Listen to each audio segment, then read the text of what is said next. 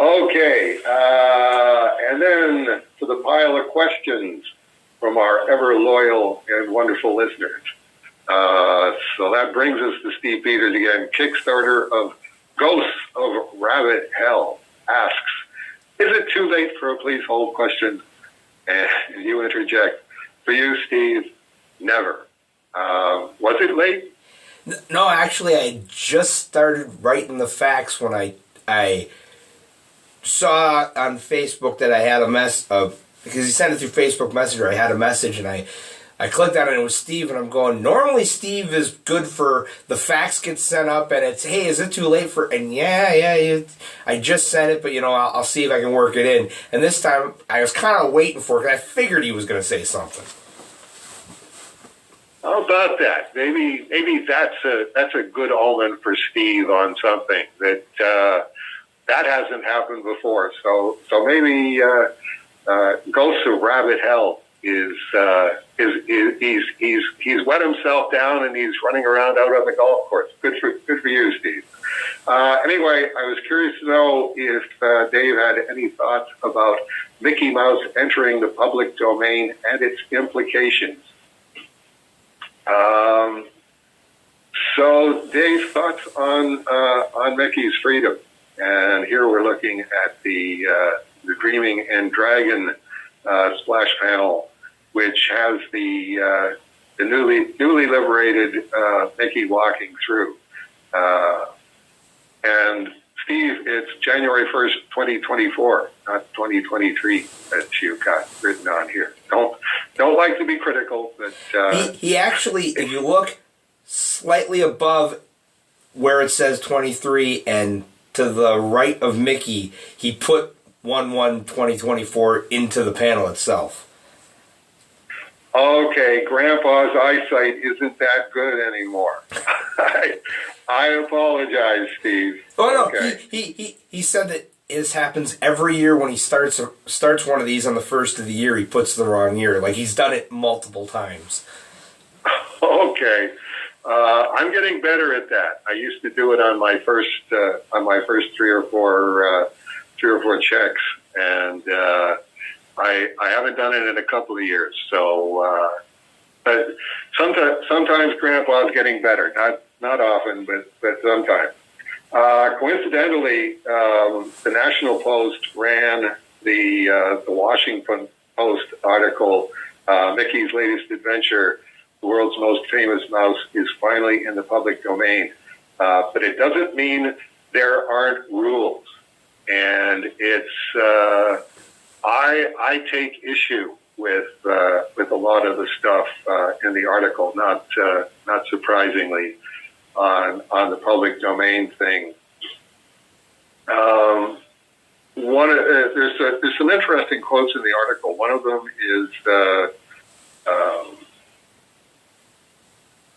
Wos. Where's I've got his quote highlighted here.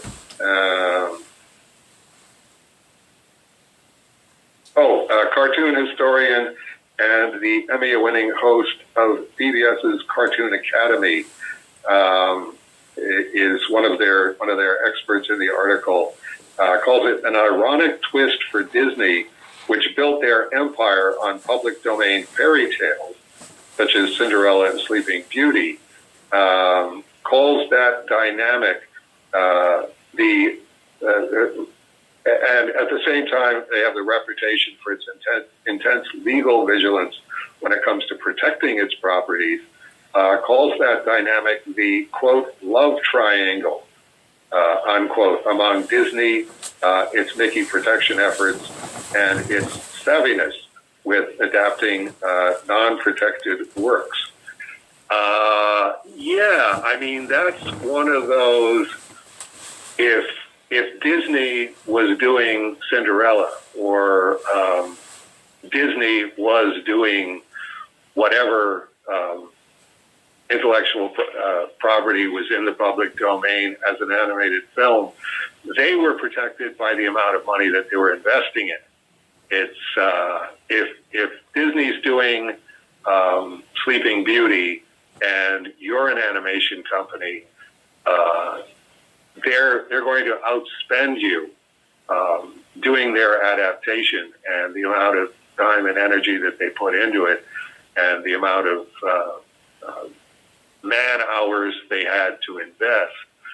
So there's no point in going, well, okay, if Disney's doing Sleeping Beauty, I'll do Sleeping Beauty.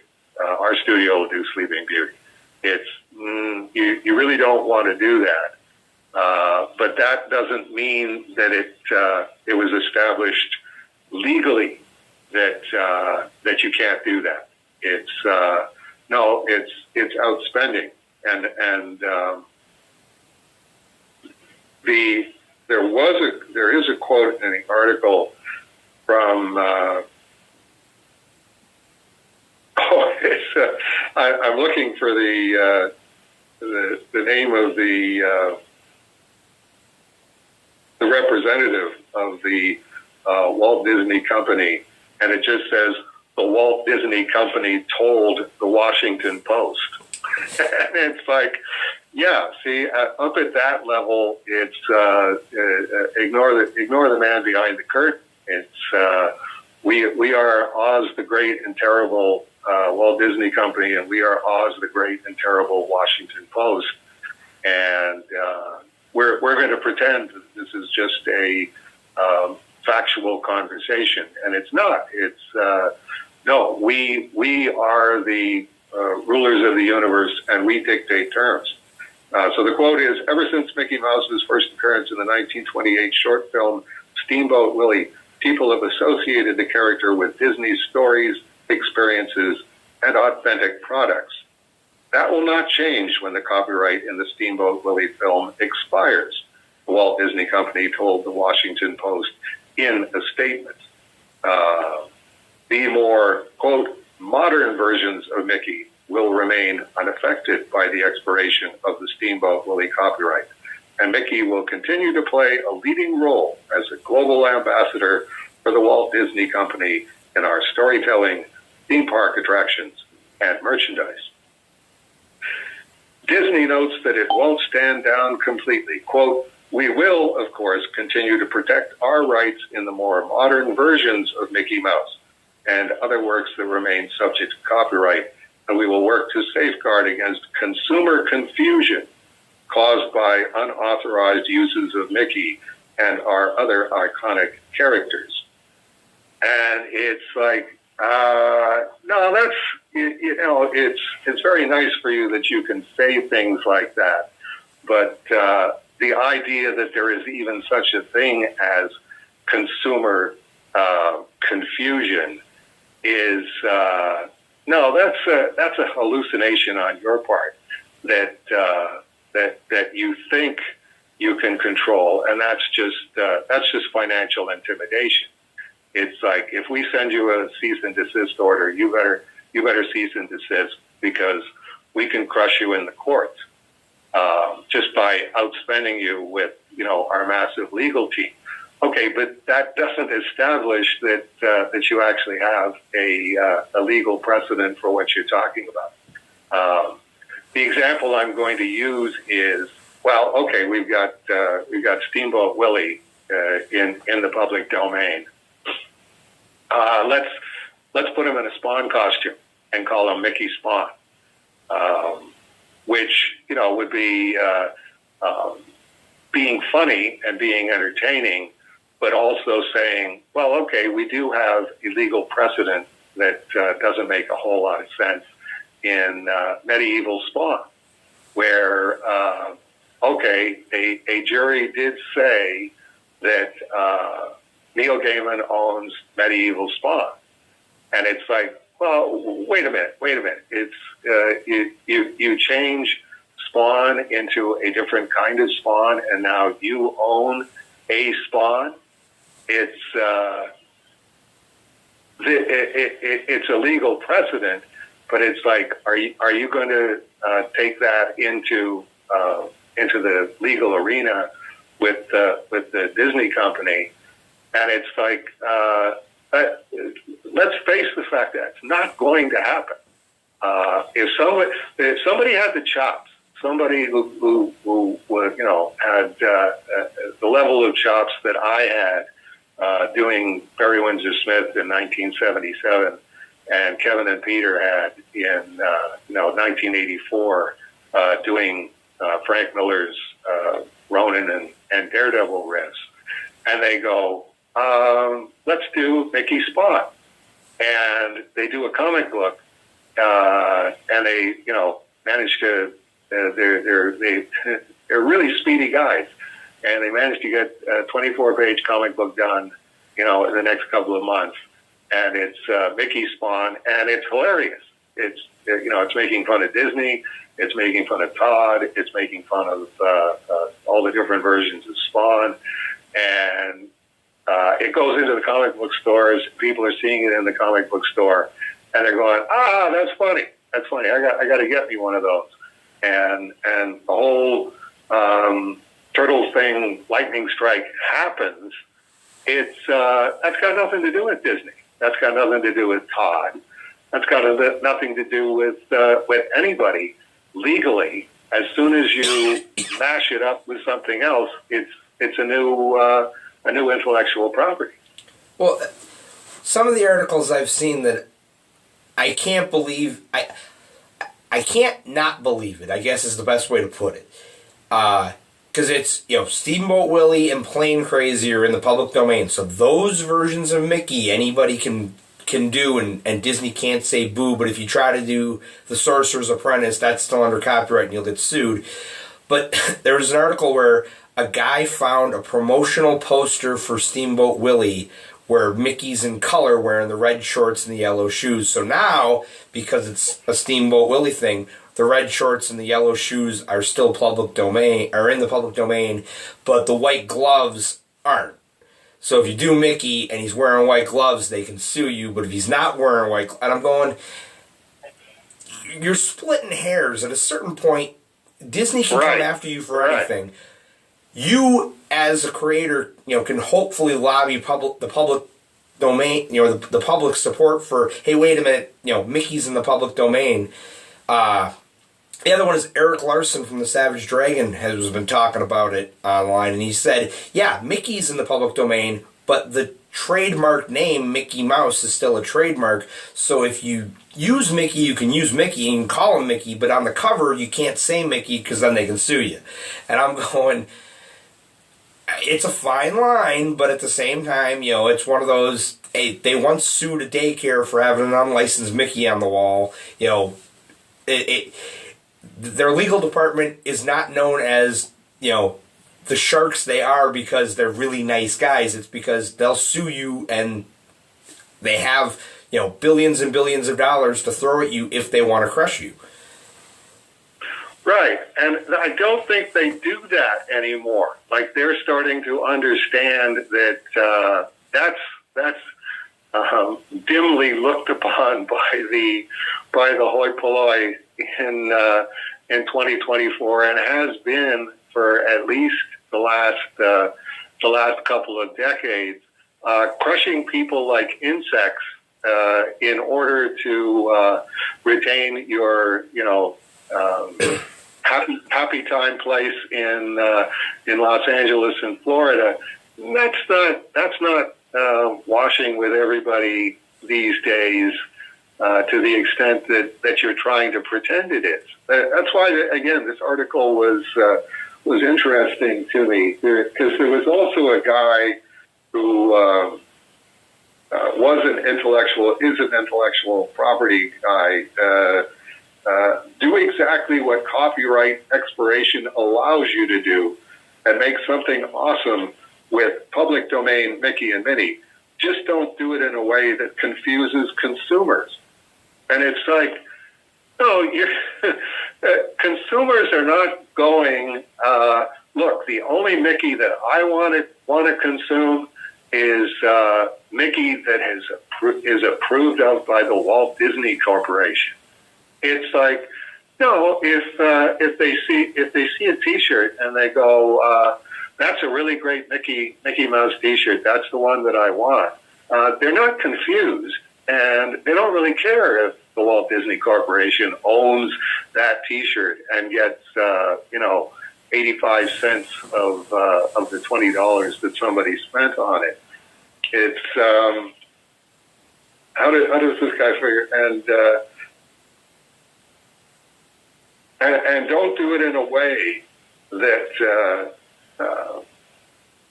uses later copyrightable elements of copyrighted iterations of the characters. Stay in the zone of what trademark and copyright law allow you to do. And it's like, none of that is settled. It's like, you giant corporations, you are full of crapola on trying to intimidate everybody on this, going, this is what copyright and trademark allows you, and this isn't. The same as the talking about, the Walt Disney Corporation has been using Steamboat Willie on its letterhead. They were doing that to try and establish that this is a trademark. And it's like that hasn't been established, which is why it's the same as the Superman comics, right under the logo it would say, U.S. patent pending. And it's like patent pending because the patent office is going, this isn't a patent. This is an intellectual property. This is a cartoon character. It's like, okay, well, here's a picture of Superman bursting chains with his chest, drawn by Joe Shuster, and that's our trademark. And it's like, and that's our patent. And it's like, okay, well, as long as you want to spend the amount of money to hold your place in line at the patent office and with the trademark office, we'll reserve judgment on this. But they've reserved judgment for almost 100 years now. Because it's like, no, a trademark is like the Coca-Cola logo, the Tesla logo. This is a fixed image, and I own this.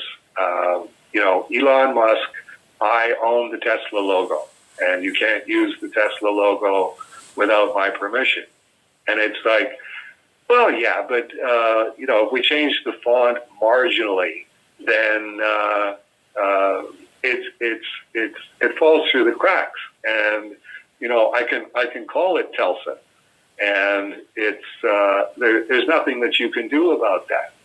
You can waste your own time and your own money saying, okay, I have, as DC did, as Marvel did, as Disney did, we have 5 floors of overpriced lawyers, and all they do all day is look for people to crush like insects, which is, it's certainly arguable, and, copyright lawyers would argue, no, that's due diligence. We spend all of our time investigating people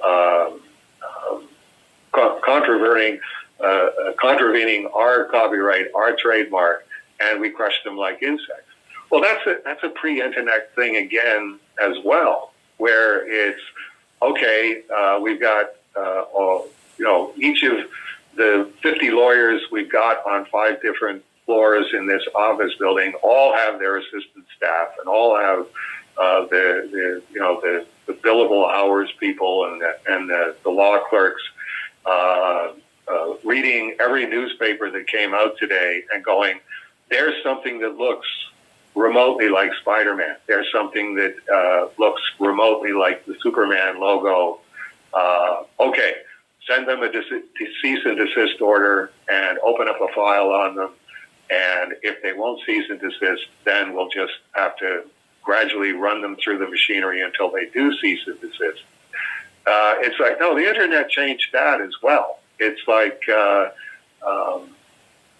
if you take an algorithm and say, okay, here's the Superman logo, find me things on the internet that look like this. And it's like, okay, there's 975 billion matches. And it's like, okay, your 5 floors of lawyer now have to go through each of those individually and make sure each of those people has been contacted, because you can't pick and choose on due diligence. And it's like, well, okay, checkmate, internet, matches that a computer can find, a high-speed computer can find. It's like you're now wasting your time on that 5 floors of lawyers, because if they started right this minute, and their children and their grandchildren, their great-grandchildren and great-great-grandchildren all went into the legal profession and all examined all of these matches, they still wouldn't make a dent in the matches that you attained to on the first day. And it's like, why is it that people just won't acknowledge that this is the situation? The same as, we've done Mickey in Sarah Vicinell multiple times. And it's like, I understood that you guys were freaking out, but it's like, you were freaking out in a 1970s, 1980s, 1990s way that has just gone away.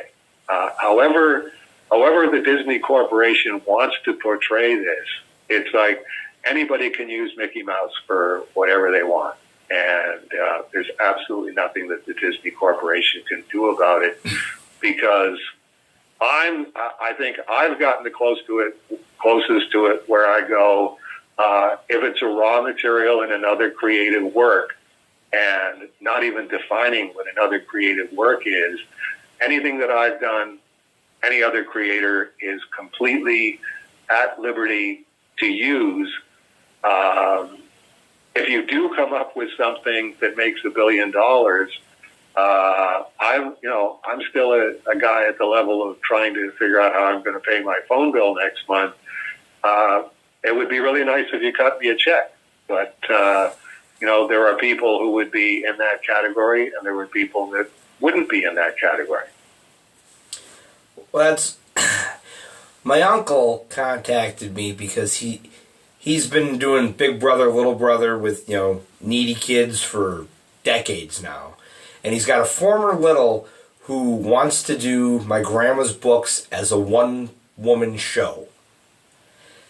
And when my grandma died, after the funeral, and we were splitting up, cleaning out her apartment and stuff, I asked my aunt, who was the executress of the will, who's getting the literary rights to all her books. And she went, "What do you mean?" I'm like, "Well, the copyright is life of the author plus 95 years, so the family has 95 years to do whatever we want."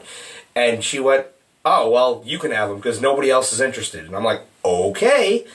Because, I know a little about copyright. I mean, I'm not saying I'm a lawyer, but I know a little bit. And ever since, like, one of my other uncles has been, "Well, I want to rewrite one of the books." And I'm like, "That's not how this works. If you want to write your version of the book, go ahead. I'm not going to stop you. But if you're going to take her book and quote unquote fix it, no, Matt's not playing that."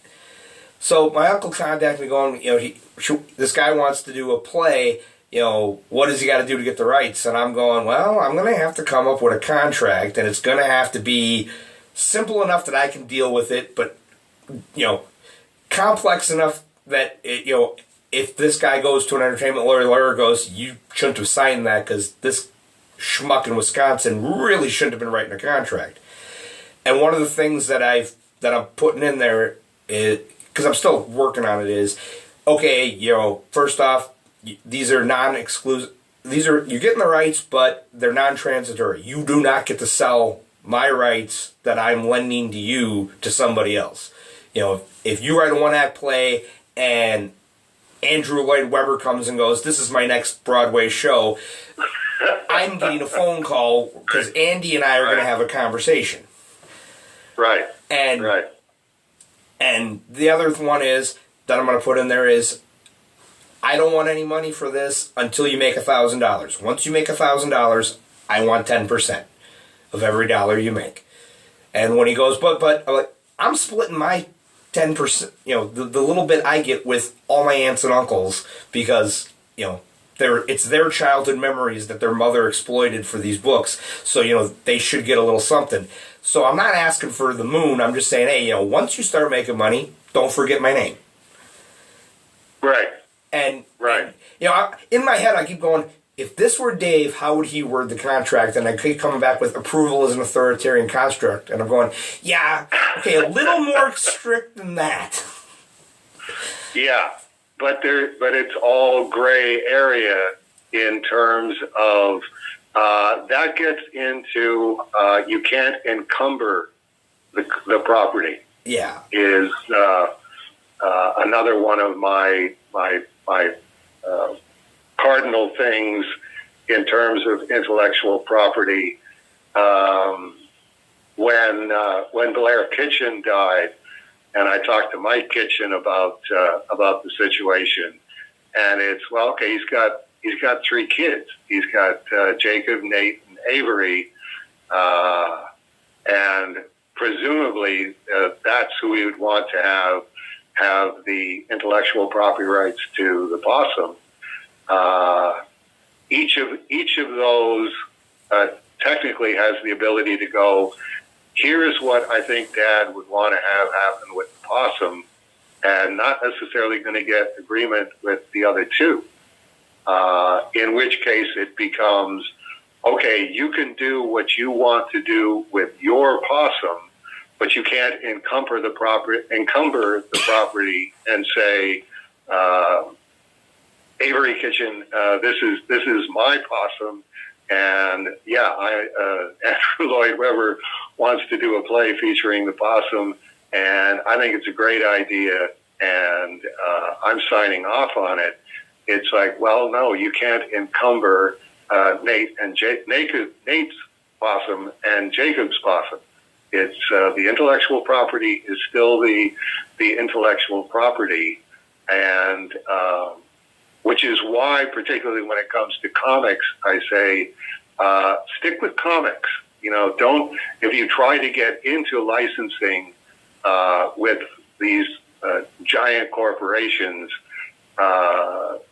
you're going to have one real chance, which is it goes ahead and gets done and becomes a massive success, or looks as if it's going to be a massive success. In which case, then you're in the Neil Adams scenario with Siegel and Schuster of, okay, you're investing a lot, what was at that time a lot of money in this Superman movie, and you're expecting it to be this year's Jaws, which it did turn out to be. Do you really want the original creators sniping from the sidelines and going, this is what this completely soulless, malicious corporation did to us for all of these decades? It's we don't necessarily have to do that, but if you're going to continue to ignore us, I'm Neil Adams. I'm pretty savvy about these things, and I think I could make 5 phone calls to 5 different editors that I know at newspapers and radio stations, TV stations, and go, do you want to run with this? Here's your lead. Siegel and Schuster, Crushed Like Insects by DC Comics. Do you really want to go and see this malignant corporation's movie? And that does work, but it's got to be there in the sweet spot. Well, getting back to Mickey, Steve put him in the first panel and was talking about doing a Steamboat Sparky because he thinks that'd be funny. And I like it. And I responded I sent him a message saying, when he said that, I'm toying with doing a story where Beer's new girlfriend is Minnie Mouse. Right. And he's like, oh, that's, he came back with, that's funny. And and I keep thinking about it. I'm like, the problem is I know I can't draw Mickey or Minnie good enough that they look on model for Steamboat Willie era Minnie and Mickey. And the other one is that it's a funny joke, but I'd only be able to do it once. Right. that comes down to you protect your own copyright and your own trademark by being the best at it. It's that was the situation that Disney found themselves in with the Air Pirates. It's like it's the reason that I'm not really concerned about protecting Cerebus as an intellectual property. It's like I did 6,000 pages. I did 16 volumes with all the, Cerebus progressively getting older. If you think you've got the chops to go, I think Dave, Elvis died when he went in the Army. John Lennon died when he met Yoko Ono. Cerebus died when Dave Sim fumbled the ball in Church and State. And here, I'm going to show you. I'm going to do Church and State the way it should have been done. Well, okay, I'll be happy to, have a front row seat for that one. You show me how Church and State should have been done. And and that was the problem that Disney had with the Air Pirates was in terms of a comic book intellectual property. We're doing riffs on Lloyd Gottfredson's Mickey, which, the Disney Corporation hasn't done anything interesting with Mickey Mouse since Fantasia. It's, which is why everybody says Sorcerer's Apprentice, Sorcerer's Apprentice. Yeah, because all of the other Mickey Mouse intellectual property material is crap from top to bottom. It's like, hello, Pluto. There you go. That's what Mickey Mouse is as an intellectual property. Have you got anything else that the public in general knows about Mickey Mouse apart from that it's to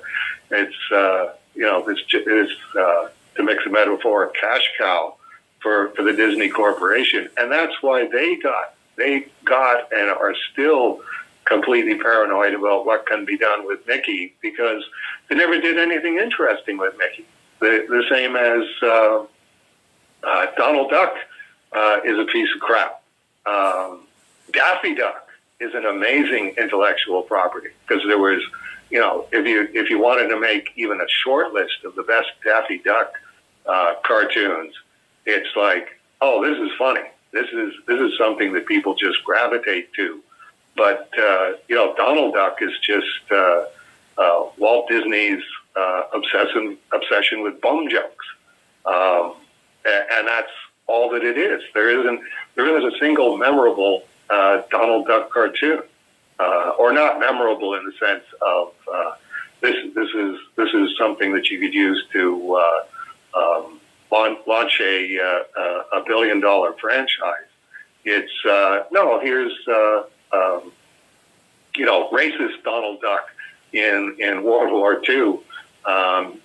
Taking a strip off the Germans and off of the Japanese, and it's like, we don't even talk about that anymore. It's like, yeah, but it's the only interesting thing that you've got.